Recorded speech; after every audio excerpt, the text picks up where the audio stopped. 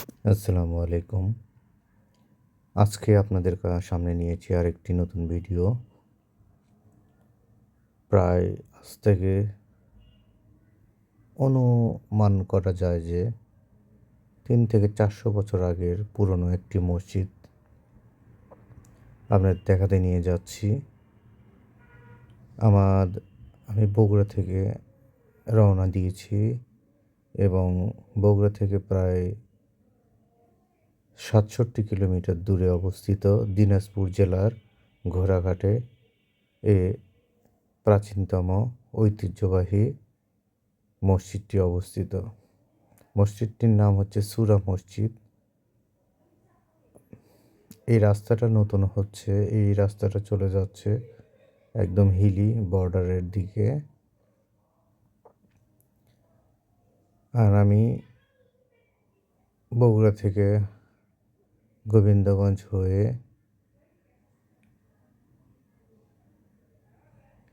Dinajpur bypass রোডে দিয়ে হিলি মোড় থেকে বামে রাস্তা, হিলির দিকে যে রাস্তাটা ঢুকে গেছে, রাস্তা সংস্কার কাজ চলতেছে, এই রাস্তা ধরে আমি আস্তে আস্তে এগিয়ে যাই। এগিয়ে যাওয়ার কিছু দূর পরেই দেখতে পারি দৃষ্টিনন্দন সেই মসজিদটি। এক কথায় অভূতপূর্ব এই মসজিদটি নির্মাণ শৈলী। উঁচু স্থানে অবস্থিত, চারিপাশ ঘেরা, একদম মনোমুগ্ধকর একটা জায়গা। ধর্মপ্রাণ মুসলমানরা যারা আছেন এই মসজিদে গেলে আপনাদের মন চাইবে যে এখানে নামাজ পড়ি। আমি যে এখানে জামাতের সঙ্গে নামাজ পাইনি, কিন্তু আমি আসর নামাজের 4 রাকাত ফরজ নামাজ পড়ে নিয়েছি এই মসজিদে। পরে নিজেকে ভাগ্যবান মনে হচ্ছে যে আমি এই মসজিদে নামাজ পড়তে পেরেছি। এই মসজিদটা সত্যি মানে মোঘল সম্রাট আমলের তৈরি এই সুরা মসজিদটি। এই মসজিদটির চারিপাশ আপনাদের ঘুরে দেখাচ্ছি। আপনারা দেখুন, এর মাথার উপরে আমার মনে হয় 3 3 6 আর 1 7টা গম্বুজ আছে। চারিপাশে 4 থেকে 6টা এরকম বড় বড় কলবের মতো মাঝে মাঝে দেয়া আছে এবং প্রত্যেকটা ইটের খোঁচায় কারুকাজ দ্বারা নির্মিত এবং প্রত্যেক সাইডে একটি করে গেট আছে। যদিও গেট একটা খোলা রেখে সম্পূর্ণ গেট বন্ধ করে দেওয়া হয়েছে, একমুখী সামনের সাইডে করা হয়েছে। আপনার দেখতে এর চতুর সাইডে 4 কানিতে 4টা বট গাছ আমি লক্ষ্য করে দেখছি আছে এবং অনেক প্রাচীনতম এই বট গাছ।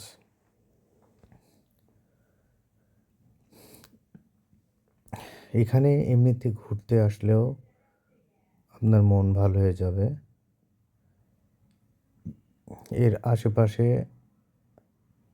কবরস্থান রয়েছে, কার কবরস্থান আমি সঠিক বলতে পারতেছি না। দেখুন নির্মাণ শৈলী কত সুন্দর, অপরূপ। সেই সময় মাঝখানে একটা বড় গম্বুজ আর সামনের সাইডে আরও 3টা গম্বুজ, টোটাল মনে হয় 4টা গম্বুজ।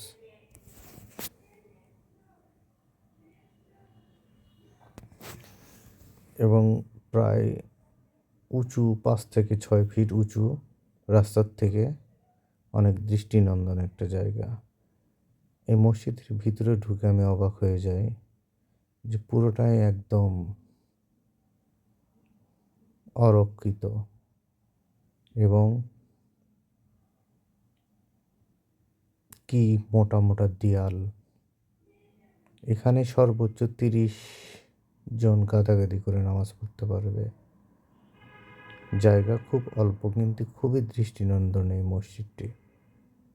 কিন্তু এক কথায় ঢুকে আপনার আত্মা শান্তি হয়ে যাবে।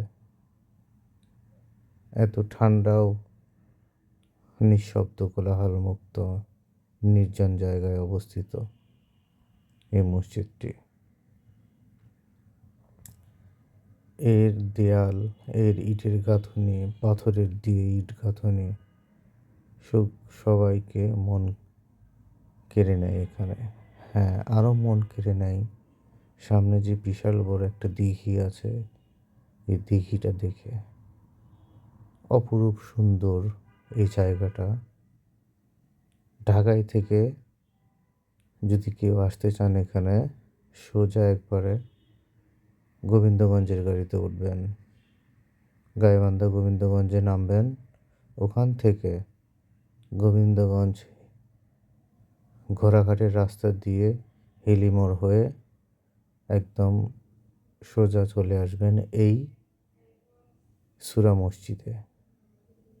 সত্যি অসাধারণ একটা জায়গা।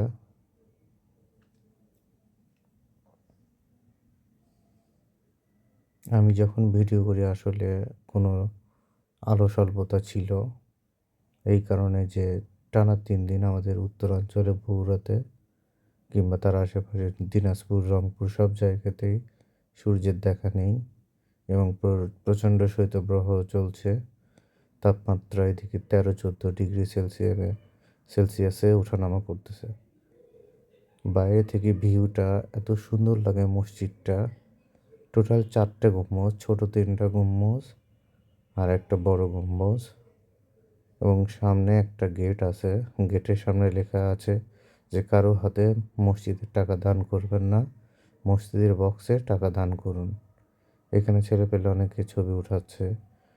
এই সাইনবোর্ডটাতে তার লেখা আছে মোগল সম্রাটের আমলে, এটা মোগল সম্রাটের সুলতানের আমলে এটা নির্মাণ করা হয়েছে।